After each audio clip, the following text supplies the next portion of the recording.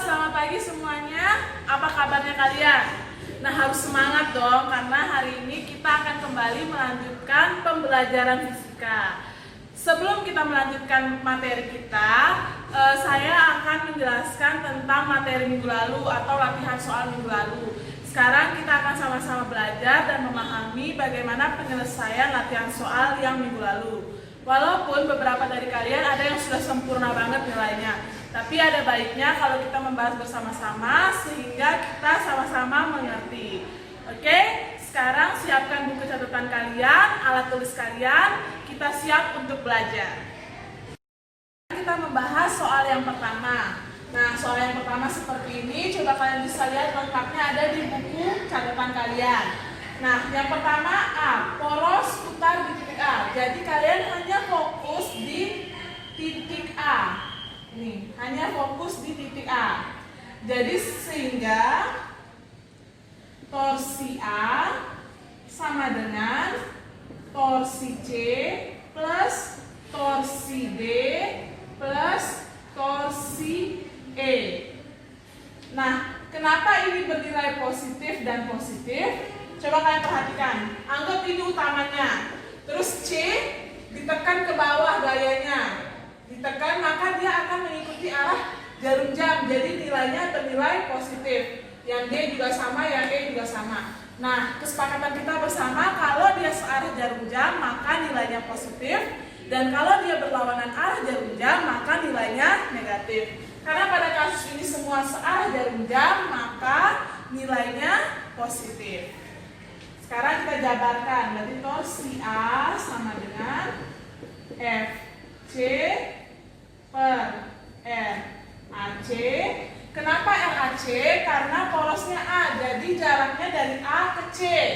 Nah, positif FD RAD plus FE RAE. Sekarang kita masukin FC-nya berapa? F1 dari sama anggapan ini A, D, C, D. F1, F3, F4. Berarti ini A, C, D, dan E. Nah, sudah. Sekarang FC-nya berarti nilainya 30. 30 dikalikan RAC. Kalau misalnya A ke B 2 berarti A ke C 4. Positif, ED-nya 30, jaraknya 6. 2, 4, 6. Sekarang 30 kali 8. Jadi totalnya 120 tambah 1 80 tambah 2 40 sama dengan positif 5 40, berarti Nah, sudah paham? Nah, ini untuk yang A. Sekarang yang B, coba dicatat dulu. Sudah kan? Sekarang yang B. Yang B sampingnya saja. Untuk yang B itu poros putarnya di titik D. Sekarang kalian perhatikan di D. Di D. Oke, sudah? Sudah perhatikan di D? Sudah ya? Berarti torsi D sama dengan torsi E minus torsi A minus torsi C. Kenapa nilainya negatif? Coba kalian perhatikan. Porosnya di D, kemudian gaya yang bekerja di E ditekan, dia akan searah. Tapi bagaimana yang di A, di C? Ketika di E itu dia ke bawah, maka yang di sampingnya akan ke atas. Maka berlawanan dengan arah tanda panahnya. Coba dipikirkan. Ini D, ini E, ini ke bawah. Maka ini ke atas, sedangkan tanda panah ke bawah. Dia harusnya ke atas kan? Nah, dia berlawanan. Makanya nilainya negatif. Lalu kalian selesaikan seperti biasa. Berarti FE sama dengan RDE minus FARDA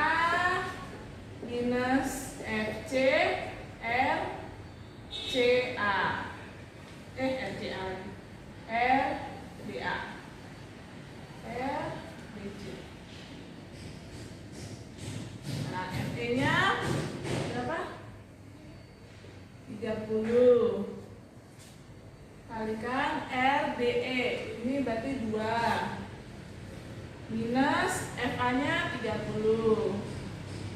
Nah, ini berapa nih? Dari D ke A. 1, 2, 3. Berarti 6. Minus 30 kali DC-nya berapa nih? 2. Ini 2. Berarti 60 minus 180 minus 60. Ini habis, berarti sisa minus 180. Jangan lupa satuannya Newton meter. Berlawanan. Ini maksudnya jangan lupa satuannya Newton meter. Nah, ini untuk penjelasan nomor 1. Sampai sini paham kan? Nah, coba diperhatikan lagi. Oke? Untuk soal nomor 2, karena porosnya di titik A. Kenapa saya bilang porosnya di titik A? Coba kalian lihat di soal kalian. Nah, titiknya itu ada di A, sehingga bisa dikatakan bahwa poros pada soal itu adalah titik A. Sehingga yang kita cari sekarang adalah momen gaya di titik A. Berarti yang ada kan torsi di B dan torsi di C. Sekarang kita lihat arah jarum jam atau berlawanan arah jarum jam. Lihat yang FB, torsi A, FC-nya searah, FB-nya berlawanan, maka nilai FB atau torsi B adalah negatif. Lalu kita jabarkan, itu negatif FB RAB. Jangan lupa sin theta. Kenapa? Karena membentuk sudut. Lanjut, plus FC RAC sin theta. Oke, berarti sama dengan min FB-nya berapa? 12. 12 dikalikan RB-nya berapa? Kalau RAC 4, berarti RAB bagi 2. 2 sin 60 plus FC-nya 20 kalikan 4 sin 60. Jadi min 12 kali 2 kali setengah akar 3, 80 kali setengah akar 3. Ini coret sisa 40, ini coret berarti min 12 akar 3 plus 40 akar 3 sama dengan 28 akar 3 Newton meter. Nah, inilah penyelesaian untuk nomor 2. Di sini paham kan? Ya, coba dicatat dulu, dipahami dulu, oke? Nah, sekarang kita ke soal nomor 3. Untuk soal nomor 3 kan yang ditanya besar momen gaya yang menyebabkan batang berotasi pada pusat masanya. Nah, pusat massa itu selalu berada di tengah-tengah. Nah, di tengah-tengah, anggap di tengahnya ya, ini adalah pusat massa. Yang ditanyakan adalah momen gaya di pusat massa ini, sehingga porosnya ya ada di pusat massanya. Sehingga bisa dituliskan torsi P sama dengan apa saja gaya yang bekerja sih? Torsi 3 plus torsi 1 min torsi 2. Nah, pertama dari sini. Kenapa torsi 3 bernilai positif? Karena dia keluar nih, searah jarum jam. Kenapa torsi 1 bernilai positif? Karena dia juga searah jarum jam. Nah, untuk yang torsi kedua ini, ketika torsi 1 dan torsi 3 searah jarum jam, dia juga seharusnya searah atau nilainya positif. Tapi karena dia naik, ininya juga naik kan, sedangkan ada panahnya di bawah. Jadi dia melawan atau berlawanan sehingga nilainya negatif. Sekarang kita tuliskan dulu. F3R3 plus F1R1 minus F2R2. Nah, F3 berapa nilainya? 80. R3 berarti dari pusat ke F3 nya berapa? Kalau dari F1 3-nya 180, berarti setengahnya berapa? 90. 90 masih dalam bentuk cm, ubah ke meter. 0,9 meter. Dikalikan 0,9 meter. F1-nya berapa? F1-nya nilainya 40. R-nya juga sama kan, dari pusat massa ke F1 setengahnya berapa? 0,9. Dikurangi F2-nya berapa? F2-nya 20. Nah, R2-nya berapa? Dari F2 ke pusat massa. Kalau ditahu F1 3 ini 180. F dari 2 ke 3 itu 100. Berarti sisanya ini 80.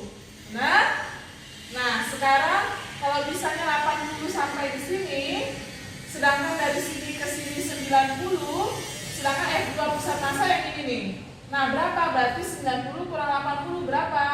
10 cm atau sama dengan 0,1 meter.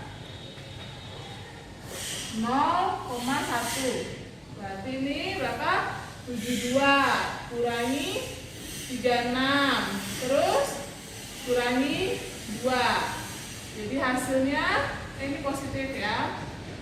36 berarti plus 106, berarti searah. Nah, ini untuk yang nomor 3. Sekarang nomor 4 masih sama, momen gaya di pusat massa. Kalau misalnya soalnya seperti ini, maka pusat massanya di titik tengah-tengah, yaitu di titik C. Sehingga langsung saja torsi C sama dengan torsi D minus torsi E minus torsi A plus torsi B. Kenapa torsi E dan torsi A-nya bernilai negatif?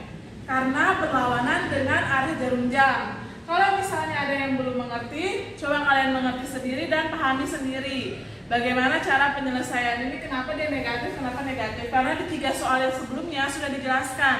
Supaya kalian lebih terlatih, jadi coba kalian mengasah kenapa dia bernilai negatif. Nah, lanjut ya.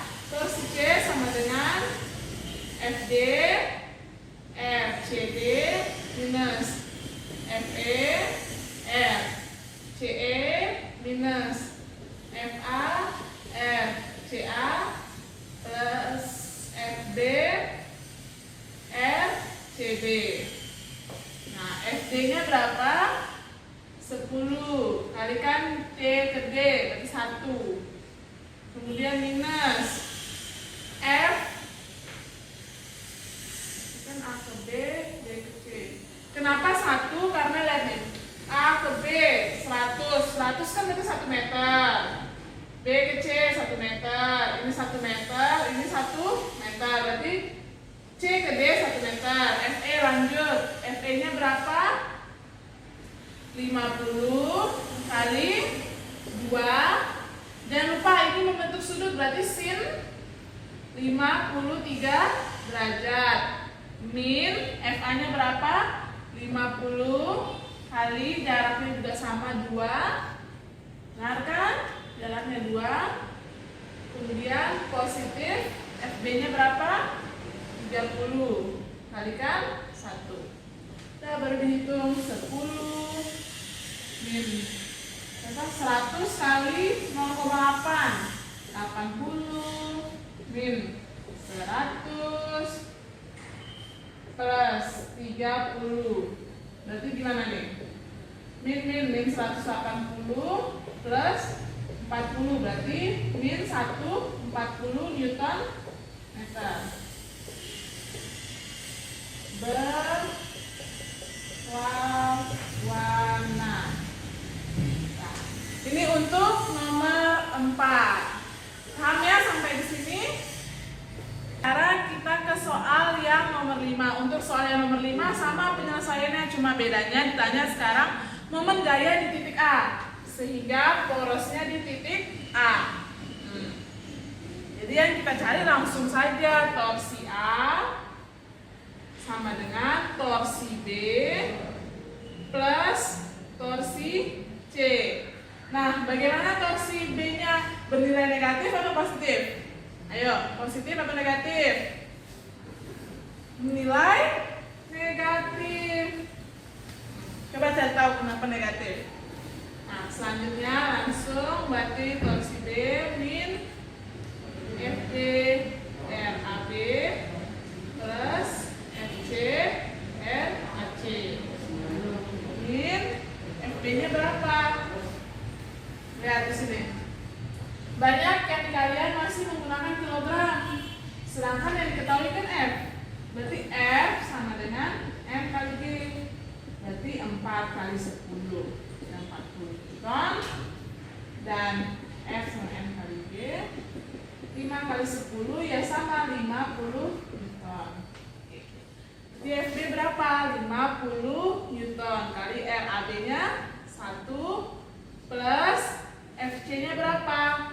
40 kali RAC nya 2, sehingga 50 min plus 80. Berarti jawabannya min plus 30 Newton meter. Berarti ini nah, itu untuk nomor 5. Nah, itulah penyelesaian soal kita untuk latihan soal yang kemarin. Kalau masih ada yang bertanya atau masih kurang jelas, bisa menanyakan di kolom komentar. Oke, semangat terus belajarnya.